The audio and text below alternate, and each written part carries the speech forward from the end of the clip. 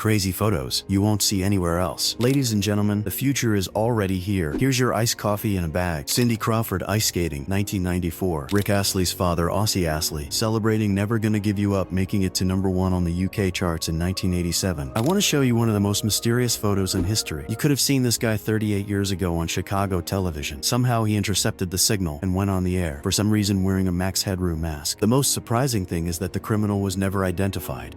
Jane Birkin, 1968. I'll show you a sad photo. How quickly time flies. I can't keep up. Hoover Dam Spillway Tunnel, 50 feet wide and 600 feet deep. You can hear rushing water down in the darkness. The walkway above gives a sense of scale. This Starbucks has automatic doors on the corner of the building. Anne Margaret with New Year's gifts in 1968. The first ever photograph of a woman taken in 1839 of Dorothy Catherine Draper. Her daguerreotype portrait is the only surviving contemporary photograph of someone wearing the 1830s poke bonnet, a pre-Victorian hat. Muammar Gaddafi and two of his elite bodyguards from the all-female Amazonian Guard in the early 2000s. A woman using a payphone in 1980s on City Island in the Bronx, New York. A family poses in front of a 1,341-year-old, 331-foot-tall sequoia tree nicknamed Mark Twain that was felled in 1892 after a team of 2 men spent 13 days sawing it in the Pacific Northwest.